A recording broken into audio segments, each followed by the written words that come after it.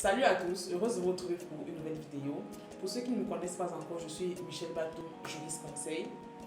Salut, moi c'est Samir Flam, juriste conseil. Aujourd'hui, nous allons parler d'un sujet assez particulier et qui est rarement abordé dans mes vidéos, c'est la propriété intellectuelle.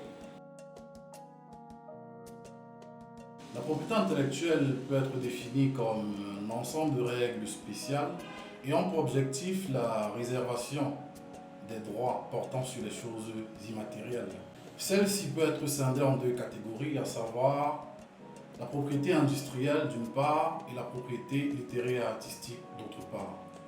S'agissant de la propriété industrielle, nous avons cette catégorie de propriété industrielle qu'on appelle les signes distinctifs, parmi lesquels on peut citer la marque.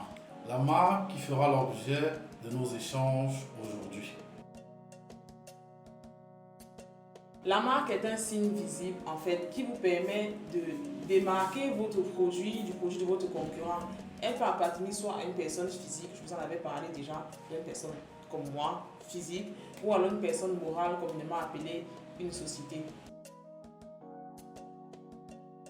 Au rang des caractères de la marque, nous avons le caractère individuel. Comme je vous ai expliqué dans la définition de la marque, c'est quelque chose qui appartient en fait à une personne physique ou une personne morale. Elle ne se partage pas parce qu'elle permet de distinguer son objet d'un autre, de l'objet du concurrent.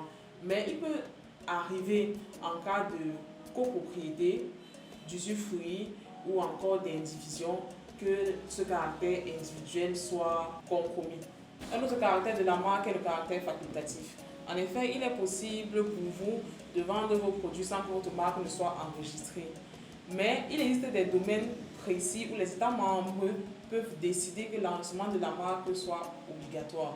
En plus du caractère facultatif et individuel, nous avons le caractère territorial, qui veut tout simplement dire que une fois que la marque sera enregistrée dans l'espace OAPI, celle-ci ne sera protégée que pour les 17 États membres de l'OAPI.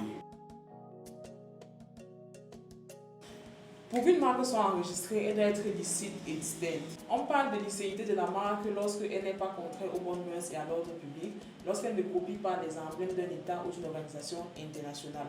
En ce qui concerne le caractère distinctif de la marque, ça se subdivise en deux branches. Il faudrait qu'elle soit originale et nouvelle. Lorsqu'on parle d'originalité d'une marque, c'est, pour prendre un exemple, c'est vous ne pouvez pas juste prendre le riz dans votre sac à la maison et aller enregistrer la marque en mode le riz.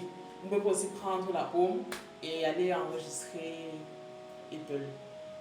Vous allez me parler de la marque Apple qu'on connaît tous. Mais c'est un autre débat.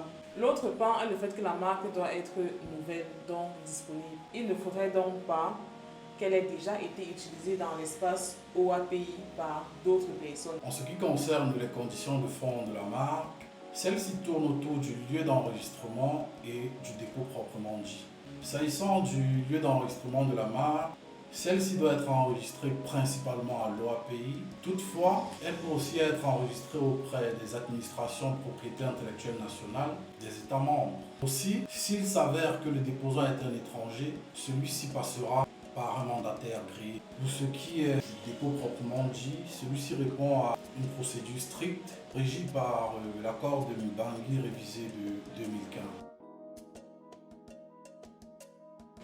Merci d'avoir regardé la vidéo jusqu'à la fin. Laissez-nous en commentaire vos différentes questions. On pourra y répondre pour ceux qui voudront plus de détails. Et on se retrouve très prochainement pour une nouvelle vidéo.